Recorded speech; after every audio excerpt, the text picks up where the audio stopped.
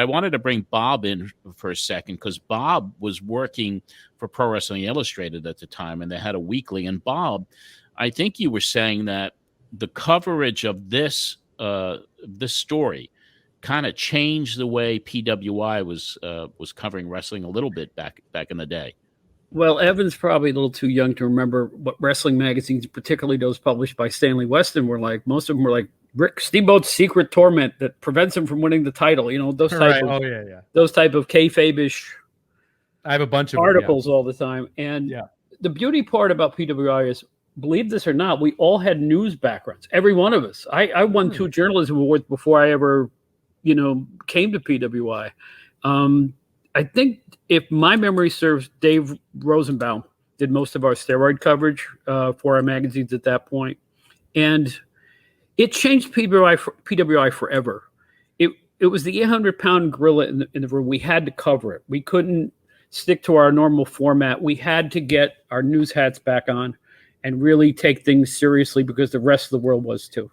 And, we got a lot of blowback. I know John got a lot of blowback, but you could not cover it. It was bigger than any story wrestling had seen probably in decades.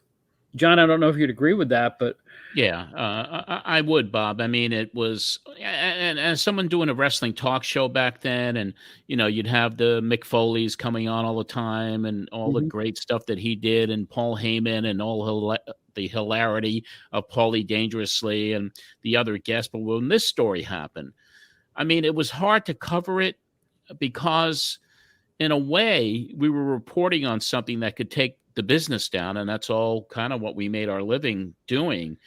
And all we wanted at the time was, for the WWF to try not to gloss over it, try not to minimalize what was going on. And it was challenging. And it was challenging to, to go through the backlash that the journalists were going through at the time. So it was certainly a turning point for Pro Wrestling Spotlight, and it did dominate months of coverage, not just from the Saharian trial, and then Hogan on Arsenio, and the McMahon press conference, and then it all led up to Graham and Schultz coming on Pro Wrestling Spotlight to talk about how many times they alleged that they administered steroids to Hogan, and then the sex scandals kicked in. So it was a turning point in the history of Pro Wrestling Spotlight. And for you, with PWI and the Stanley Weston magazines, it was kind of a turning point for you as well. Absolutely. And, the funny thing about the blowback that we all took at that point, we were fans too. That's why we got into this. The last thing we want to do is rip the business down that's putting food on our table. It would make no sense to do that. But by the same token, some people engaged in activities that could be considered illegal. You have to cover it. And if a lot of fans aren't that serious minded about it, but the ones that were really wanted to get to the bottom of this. And you can't neglect the fact that it happens to the biggest stars in the game at that point. What are you going to do? Yeah. And the WWF didn't make it easy. No, they certainly did not. Well, it was one thing I think is really interesting here, you guys talking about it too, is, the wrestling journalism that you guys were doing at the time, right, was very much part of the wrestling ecosystem, right? It's something where, you have the guys coming in, they're enhancing their storylines, they're getting their characters out there, and you're really part of this business in that way. But when you have to pivot and you have to cover, the truth or the stories that are outside of, the realms of kayfabe, this idea of blowback is really interesting. And obviously something that we experience a lot doing this show, because, we are fans too. I mean, we grew up being wrestling fans. I have a shelf of action figures behind me right now. We grew up in that way, but at the same token, we are documentarians, and we're covering stories and trying to get to the bottom of, separating the fact from fiction in this world where that's always blurred, or the lines between those two things are blurred. So I think it's just really fascinating that, if you are playing in the realms of kayfabe, or you are exploring, being part of the world of, wrestling in that way, or part of the ecosystem in any way, there is a mentality where, well, this is the idea of blowback. It's like this is, you're only doing it for us or for wrestling, and how dare you go against it? And I think that mentality is something I learned it's been big and bold in my face this season. But definitely, I think that's just really interesting, because in any other sort of space, it probably wouldn't be the same way, in any other sort of journalistic relationship. And I think one thing that was interesting, it's a scene that we actually had to cut out of the episode last night, just because, again, we're a slave to that hour runtime.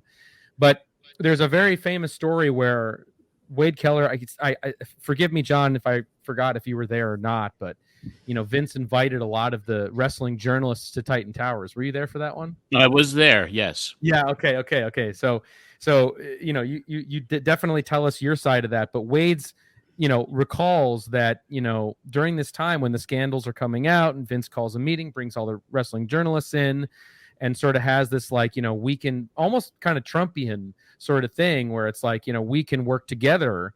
And it can be great for the business if, you cover it positively, and we'll give you stuff, and, wink, wink, nod, nod. And then, Wade is there, and Wade is ostensibly like, we're not here, yes, we love the business, but, we're not, if we cover something that isn't technically good for the business, we're doing our jobs, Mr. McMahon, which I think is just exactly it, but yeah. Tell us your experience. It was so orchestrated. I mean, he had us in this almost like a classroom, and he's at the lecture, and he was just like, "Hey guys, we're all in this business, and we don't want to destroy the business, and can't we all just kind of cooperate with each other?" And he was just kind of putting on the full court press, and the tour of Titan Towers, but getting in there. And Wade did speak up, as did a number of there wasn't even a lot of people in there. I think there might have been a half a dozen of us that were actually there. It was the a weekend of my convention, actually, in '91, right. And it was the weekend of SummerSlam. So we all get in there, and it was kind of surreal to see this imposing guy that runs wrestling, Vince McMahon, and trying to make nicey nice with us, but then in the other way, kind of the wink, wink, nod, nod, let's cooperate with each other. And I tell you, one thing I got out of that, which was to me just an amazing thing, is because the WWF never cooperated with Pro Wrestling Spotlight. They gave me a guest for my very first show. And then the second show, I brought Bruno Sammartino on, and he didn't have nice things to say. And that was the end of the cooperation. But during that classroom visit, and I said, listen, I mean, what I really would like, Vince, is like, if you want to cooperate, I mean, I'd like to get Freddie Blassie on my show. I mean, because I ran his fan club. I mean, and I just wanted time with Fred to be on the airwaves, and they consented. They agreed.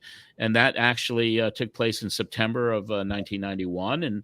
And then later on that month, the cooperation halted to us. It stopped dead cold when we started talking about Ric Flair taking on Hulk Hogan in his first matches out in the West Coast.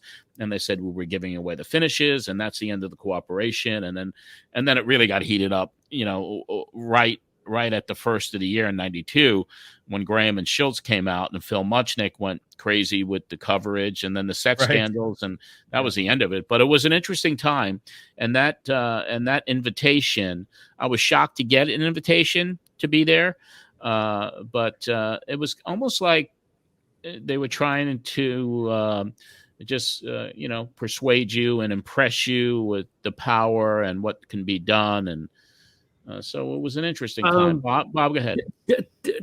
Cooperate with us. Does that mean basically don't report what's going on? I don't understand what cooperate with us means. You're going to have to explain that to me, because I that's the only way I can read that. I think there's only one guy that could explain what that meant, and he's certainly not on this call. Oh, that's bad.